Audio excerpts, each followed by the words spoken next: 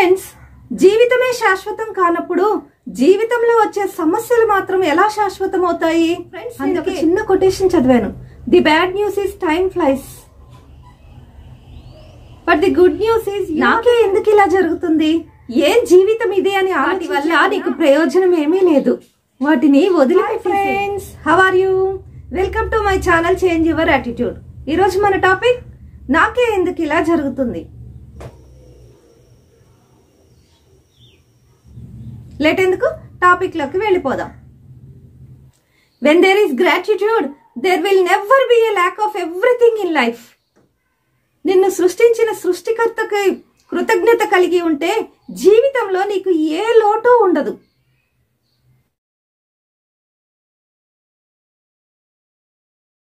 కాళ్ళు చేతులు అన్నీ సరిగ్గానే ఉండి చూడడానికి బాగానే ఉన్నా కూడా తల్లిదండ్రులు అడిగింది కొనివ్వలేదనో, పరీక్షల్లో ఫెయిల్ అయ్యామనో, అమ్మాయి ప్రేమకు ఒప్పుకోలేదనో, ఉద్యోగం రాలేదనో, జీవితంలో సమాజంలో ఎదురయ్యే సమస్యలను ఎదుర్కోలేకో చాలా మంది ఆత్మహత్యలు చేసుకుంటున్నారు. సాయంత్రానికే సద్దు మనకి చిన్న చిన్న సమస్యలకు కూడా చావాలి అనుకునేవారు ఇంకెంతమంది ఉన్నారు. అలాంటి వారికి ఈ నిక్ విజిక్ జీవితం ఒక చెంపపెట్టు లాంటిది. అన్నీ బాగున్నవాడు కూడా ఈ భూమి భారం అంతా తానే మోస్తున్నట్లుగా, ఈ లోకంలో ఎవరికి లేని బాధలను తానే భరిస్తున్నట్లుగా ఫీల్ అయిపోతే మరి అసలు కాళ్ళు చేతులనేవి లేకుండా కేవలం మొండెం మాత్రమే ఉన్న నిక్ పరిస్థితి ఎలా ఉంటుందో ఒకసారి ఊహించుకోండి. అసలు ఆయన జీవితంలో ఎలాంటి ఇబ్బందులకు గురయ్యాడో ఊహించలేం. కాళ్ళు చేతులు లేకుండా చిన్న బాడీతో ఆయన అన్ని పనులు చేసుకుంటూ స్విమ్మింగ్, సర్ఫింగ్, కీబోర్డ్ టైపింగ్ చేస్తూ, పుస్తకాలు రాస్తూ మోటివేషన్ స్పీకర్గా ఇప్పటి వరకు 60కి పైగా దేశాల్లో పర్యటించి లక్షలాది మంది జీవితంలో ధైర్యాన్ని, జీవితంపై కోరికను నింపుతున్నాడు. అలాంటి ఆ గొప్ప వ్యక్తి యొక్క జీవితం గురించే, వారి జీవితంలో ఎదుర్కొన్న కష్టాలను గురించే ఈ వీడియోలో నేను మీకు తెలియజేయబోతున్నాను. వీడియో అనేది చాలా ఇంట్రెస్టింగ్ గాను, ఇన్స్పిరేషన్ గాను ఉంటుంది. సో దయచేసి ఎండ్ వరకు మిస్ అవ్వకండి. అండ్ ఇలాంటి మరెన్నో ఇన్ఫర్మేటివ్ వీడియోస్ని మీ కొరకు తెచ్చేందుకు మీ సపోర్ట్కి జస్ట్ లైక్ చేయండి చాలు. సో ఇంక లేట్ చేయకుండా let's get into the video.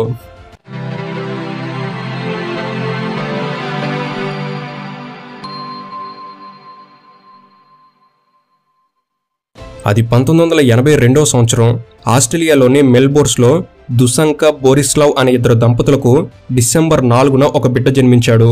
అయితే ఎంతో ఆశగా తమ బిడ్డ కోసం ఎదురుచూస్తున్న ఆ దంపతులకు చివరికి ఒక చెడు వార్త వినాల్సి వచ్చింది. అదే అంగవైకల్యంతో వారికి బిడ్డ పుట్టాడు అని. డాక్టర్లు ముందుగా ఈ మాట ఆ తండ్రికి చెప్పినప్పుడు ఆ తండ్రి హాస్పిటల్లో నుండి బయటికి వెళ్ళిపోయాడు. ఆ తర్వాత నెమ్మదిగా తేరుకునొచ్చి బిడ్డ కోసం ఎదురుచూస్తున్న తల్లికి ఆ బిడ్డను చూపించాడు. కానీ తల్లి మొదట ఈ బిడ్డను చూసి భయపడింది. తన కళ్ళను తానే నమ్మలేకపోయింది. ఎందుకంటే ఆ బిడ్డకు అసలు కాళ్ళు చేతులనేవి లేవు, కేవలం మొండెం మాత్రమే కనిపిస్తుంది. కాళ్ళు ఉండాల్సిన ప్లేస్లో ఒక చిన్న అవయవం వేలలాంటి ఆకారంలో ఉండి అది కూడా అతుక్కుని ఉంది. ఆ బిడ్డని హక్కును చేర్చుకోవడానికి ఆ తల్లిదండ్రులకు వారం సమయమే పట్టింది. అసలు ఆ బిడ్డ అలా పుట్టడానికి గల కారణం టెట్రా అమీలియా అనే అరుదైన వ్యాధి. ఇది 1,000,000 మందిలో ఒకరికి మాత్రమే వస్తుంది. ఇక ఆ తల్లిదండ్రులు ఆ బిడ్డ పరిస్థితిని చూసి వారి మానసిక వేదన నుండి బయటకు వచ్చి ఆ బిడ్డ బతకడం కోసం ఏం చేయాలి అని ఆలోచించడం మొదలుపెట్టారు. ముందుగా తన కాళ్ళ దగ్గర అతుక్కొని ఉన్న ఆ వేళ్లను ఆపరేషన్ చేసి విడదీయమని డాక్టర్లను అడిగారు. ఎందుకంటే ఆ వేళ్ల ద్వారా చిన్న చిన్న పనులు నిక్ చేసుకోవచ్చు అని అనుకున్నారు. ఇప్పుడు ఆ వేళ్లతోనే నిక్ వస్తువులను పట్టుకోవడం, పుస్తకంలోని పేజీలను తిప్పడం, విద్యుత్ చక్రాల కుర్చీని నడపడం, మొబైల్ ఫోన్, కంప్యూటర్ వంటి వాటిని ఆపరేట్ చేయడం వంటి ఎన్నో పనులను చేయగలుగుతున్నాడు. ఇక నిక్ని అతని తల్లిదండ్రులు అందరి పిల్లల్లానే పెంచాలని అనుకున్నారు. దేవుడు నిక్కి కాళ్ళు చేతులు ఇవ్వకపోయినా వాటి స్థానంలో తల్లిదండ్రులనిచ్చాడు. ఎందుకంటే అంగవైకల్యంతో పుట్టిన తమ బిడ్డకి ఆత్మశైర్యాన్ని నింపుతూ నిక్ తండ్రి నిక్కి 5 ఏళ్ళు ఉన్నప్పుడే ఈత కొట్టడం నేర్పించాడు. నిక్ సముద్రంలో పెద్ద పెద్ద అలలపై సర్ఫింగ్ కూడా చేస్తాడు. నోటితో పెన్ను పట్టుకుని రాయడం నేర్చుకున్నాడు. మెడ కింద గోల్ఫ్ స్టిక్ పెట్టుకుని బంతిని కొట్టడం నేర్చుకున్నాడు. 8 ఏళ్ల వరకు అందరి పిల్లల్లాగానే తల్లి ఒడిలో పెరిగిన నిక్ ఇక స్కూల్కి వెళ్లి చదువుకోవాల్సిన టైం వచ్చింది. ఇక అప్పుడే అసలు సమస్య మొదలైంది. ఎందుకంటే ఆస్ట్రేలియా చట్టాల ప్రకారం అంగవైకల్యం ఉన్న పిల్లల్ని సాధారణ పిల్లలు వెళ్లే స్కూల్కి పంపించరు. వారికి ప్రత్యేకమైన స్కూల్స్ ఉంటాయి. కానీ నిక్ తల్లిదండ్రులకి అలా తమ పిల్లవాడిని వేరే స్కూల్కి పంపించడం ఇష్టం లేదు. దాంతో ఆమె కోర్టులో కేసు వేసి అంగవైకల్యం ఉన్న తన బిడ్డకి తెలివితేటలు ఉన్నాయని, కావాలంటే వాటిని పరీక్షించి అందరూ పిల్లలు చదివే స్కూల్కి వెళ్లేలా పర్మిషన్ ఇవ్వాలని, ఇలాంటి పిల్లలకు అది అవసరమని నిక్ తల్లి పోరాడింది. దాంతో ఆస్ట్రేలియా చట్టాల్లో కొన్ని మార్పులు చేసి నిక్ని సాధారణ పిల్లలు చదివే స్కూల్కే పంపేలా కోర్టు ఉత్తర్వులు ఇచ్చింది. తల్లిదండ్రులు కాబట్టి నిక్లో ఎలాంటి లోపం ఉన్నా వారికి అది కనపడలేదు. కానీ బయట వారు అలా ఉండరు కదా. స్కూల్లోనూ బయట పిల్లలు నిక్ని ఎప్పుడూ కూడా ఎగతాళి చేస్తూ ఉండేవారు. దారిన పోయేవారంతా కూడా నిక్ని విచిత్రంగా చూసేవారు. ఈ చీత్కారాలన్నీ భరించలేక తన 10వ ఏటనే నేలలో మునిగి ఆత్మహత్య చేసుకునే ప్రయత్నం చేశాడు నిక్. కానీ అదృష్టవశాత్తు ఆ ప్రయత్నం విఫలమైంది. తన పక్కన ఉన్న వారి ఎగతాళల వల్ల నిక్ నిస్సహాయతకు లోనయ్యాడు. అలా నిస్సారంగా ఉన్న తన జీవితంలో అనుకోకుండా ఒకరోజు తనలాగే కాళ్ళు చేతులు లేని ఒక మహిళ సాధించిన గొప్ప విజయాల గురించి పేపర్లో రావడం చూసిన తన తల్లి ఆ పేపర్ని నిక్కు చూపించింది.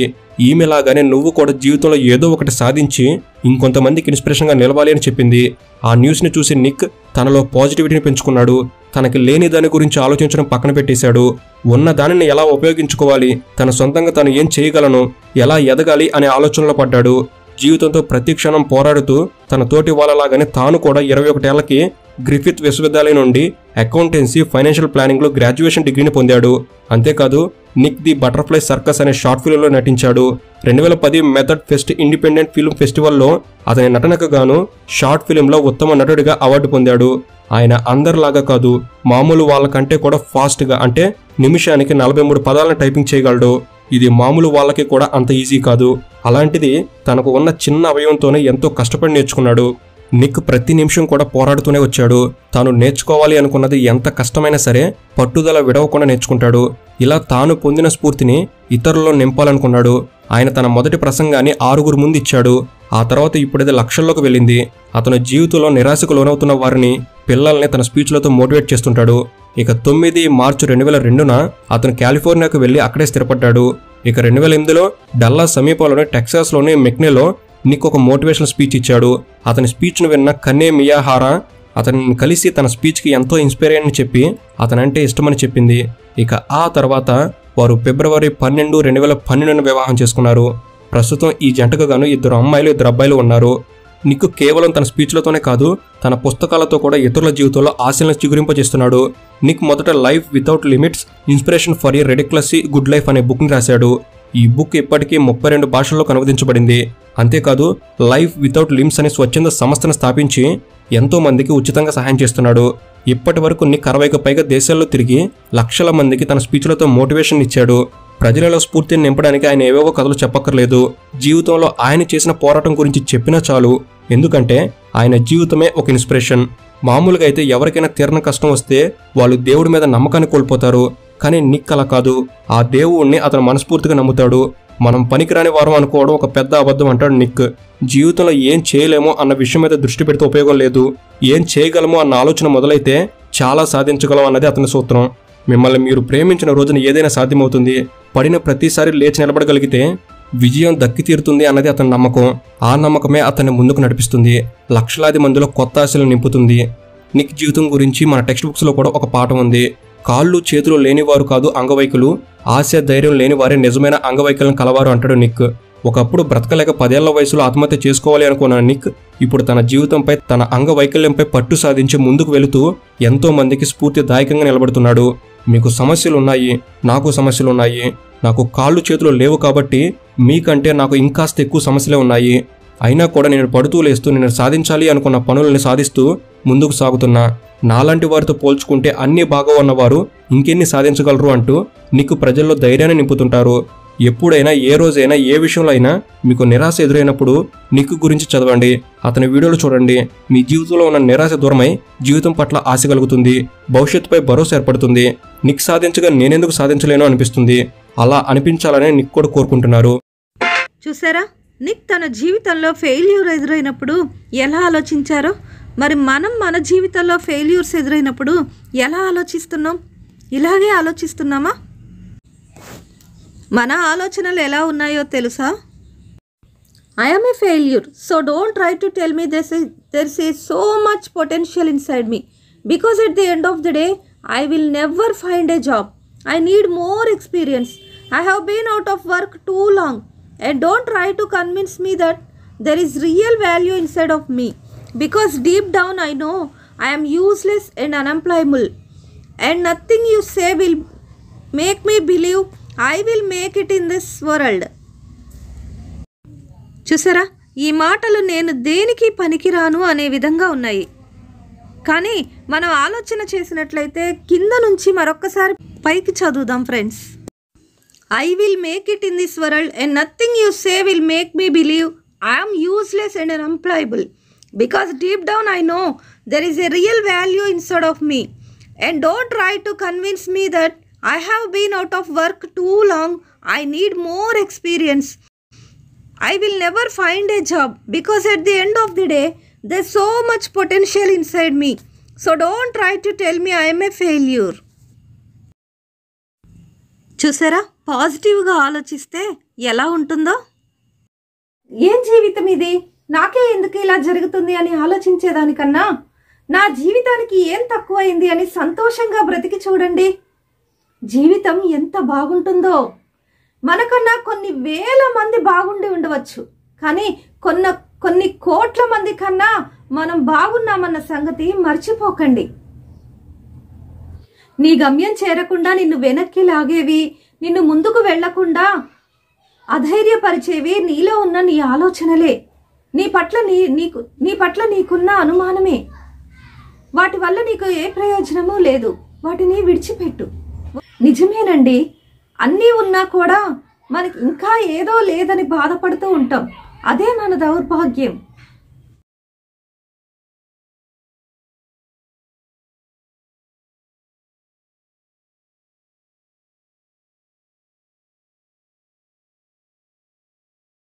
చూసారా, నెగిటివ్ థాట్స్ ఒక క్యాన్సర్ పుండు మనల్ని ఎలా తినివేస్తుందో, అలాగే మన నెగిటివ్ థాట్స్ కూడా మనల్ని చాలా డిస్టర్బ్ చేస్తూ ఉంటాయి.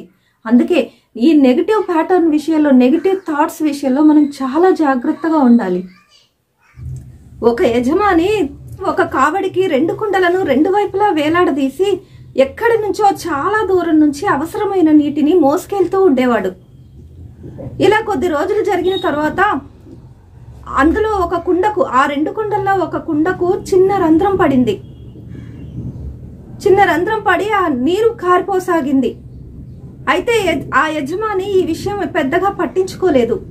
కానీ మంచి కుండ ఈ చిల్లు కుండను చూసి, నువ్వు చిల్లు కుండవి, నేను మంచి కుండని, నీ వల్ల యజమానికి ఎటువంటి ఉపయోగమూ లేదు, పైగా ఎంతో శ్రమ తప్ప అంటూ ఎంతో నిందిస్తూ అవమానిస్తూ ఎగతాళి చేస్తూ ఉండేది. ఆ మాటలు ఈ చిల్లుకుండకి ఎంతో బాధగా అనిపించేవి. కానీ పెద్దగా పట్టించుకునేది కాదు. కానీ రోజు రోజుకి ఈ ఎగతాళి మాటలు, ఈ మంచికుండ అనే ఎగతాళి మాటలు తట్టుకోలేక ఒకరోజు యజమానితో తన గోడు వెళ్ళపోసుకుంది. తన బాధను తెలిపింది. అయ్యా, నేను చిల్లుకుండను, నేను ఎందుకు పనికిరాను, నీకు దేనికి ఉపయోగపడను, పైగా ఈ మంచికుండ అనే మాటలను నేను తట్టుకోలేకపోతున్నాను, నేను నీరు కారకుండా ఏదైనా చెయ్యండి అని బ్రతిమాలాడింది, బాధపడింది. అప్పుడు ఆ యజమాని ఆ చిల్లుకుండ వంక చూస్తూ చిరునవ్వు నవ్వుతూ, ఓ చిల్లుకుండ, దీనికే ఇంత బాధపడుతున్నావా? అయితే నీకు తెలియని ఒక విషయం చెప్తాను, విను. మనం వచ్చే దారిలో ఎన్నో పూల మొక్కలు ఉన్నాయి, గమనించావా? అవన్నీ ఎక్కడి నుంచి వచ్చాయనుకున్నావు? నీకు రంధ్రం పడిందని తెలిసే నేను వచ్చే దారిలో పూల మొక్కలు విత్తాను. అవి అందమైన రంగురంగుల పూల మొక్కలుగా పెరిగి ఎంతో మంచి పూలను, అందమైన రంగురంగుల పూలను ఇస్తున్నాయి. వాటిని కొన్ని దేవునికి పెట్టి మరికొన్ని అమ్ముతూ సంపాదిస్తున్నాను. నీ వల్ల నాకు ఉపయోగమే కానీ నష్టము లేదు. కాబట్టి ఇతరులనే మాటలకు నువ్వు బాధపడవద్దు, వాటిని పట్టించుకోవద్దు అని చెప్పాడు. ఆ యజమాని మాటలు వింటున్న ఈ మంచికుండ విషయం గ్రహించి తన తప్పు తాను తెలుసుకుని చిల్లుకుండకు క్షమాపణ చెప్పింది. అంటే మన పని మనం నిజాయితీగా చేసుకుని పోతూ ఉంటే ఎప్పటికైనా మనం విజయం సాధిస్తాము. విమర్శకులు అనే మాటలకు స్పందించకూడదు. మనమేమిటో ఈ లోకానికి నిరూపించుకున్న తర్వాత వారే తమ తప్పు తెలుసుకొని పశ్చాత్తాపపడతారు. ఫ్రెండ్స్, ఈ కథ కల్పితమే కావచ్చు, కానీ మన జీవితానికి ఒక చక్కని సందేశాన్ని ఇస్తుంది కదా.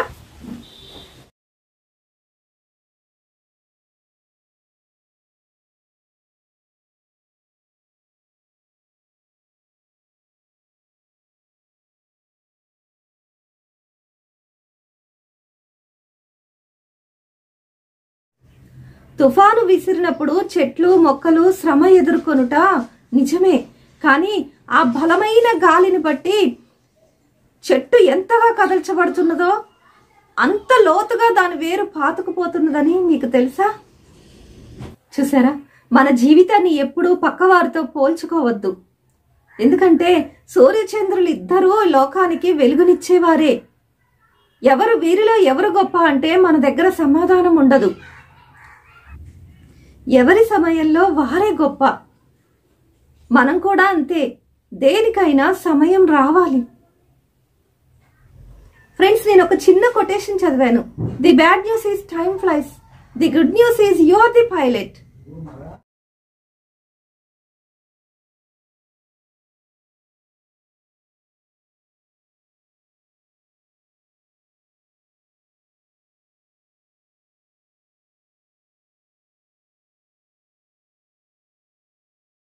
చూసారా, టైము కాలం స్పీడ్గా వెళ్ళిపోతూ ఉంది. కానీ అందులో ఉన్న పైలట్ నీ చేతిలోని సమయంని, నీ జీవితాన్ని ఎలా మలుచుకోవాలో అది నీ చేతుల్లోనే ఉంది. నడిచేది నరకప్రాయమే అయినా నడక మానకు. నేటి ఘన విజేతలు కూడా ఒకనాడు విజయపథంలో ఇబ్బందులు ఎదుర్కొన్నవారేనని మర్చిపోకు. జీవితంలో మీరు బాధపడే రోజుల్లోనే మీరంటే ఏమిటో, ఎలా ఉండాలో తెలుసుకుంటారు. ఆ రోజులే మిమ్మల్ని ఓ మనిషిలా తయారు చేస్తాయి. చూసారా, మన జీవితాన్ని ఎప్పుడూ పక్కవారితో పోల్చుకోవద్దు. ఎందుకంటే సూర్యచంద్రులు ఇద్దరూ లోకానికి వెలుగునిచ్చేవారే. ఎవరు వీరిలో ఎవరు గొప్ప అంటే మన దగ్గర సమాధానం ఉండదు. ఎవరి సమయంలో వారే గొప్ప. మనం కూడా అంతే, దేనికైనా సమయం రావాలి. నీ గమ్యం చేరకుండా నిన్ను వెనక్కి లాగేవి, నిన్ను ముందుకు వెళ్ళనీయకుండా అధైర్యపరిచేవి నీలో ఉన్న ఆలోచనలే, నీ పట్ల నీకున్న అనుమానాలే. వాటి వల్ల నీకేమీ ప్రయోజనం లేదు. వాటిని వదిలిపెట్టేసేయి. సంతోషం అనేది మన మనసులో సృష్టించుకోవాలి. అప్పుడే మన జీవితం చాలా సంతోషంగా ఉంటుంది. ఫ్రెండ్స్, జీవితమే శాశ్వతం కానప్పుడు జీవితంలో వచ్చే సమస్యలు మాత్రం ఎలా శాశ్వతం అవుతాయి? అందుకే ప్రతి నిమిషం సంతోషంగా, ఆనందంగా గడిపేద్దాం. ఏమంటారు? God is not going to forget you. Never give up on God, because God will not give up on you. And if you were me, man, wouldn't you be excited if God would use you to bring one soul to eternity?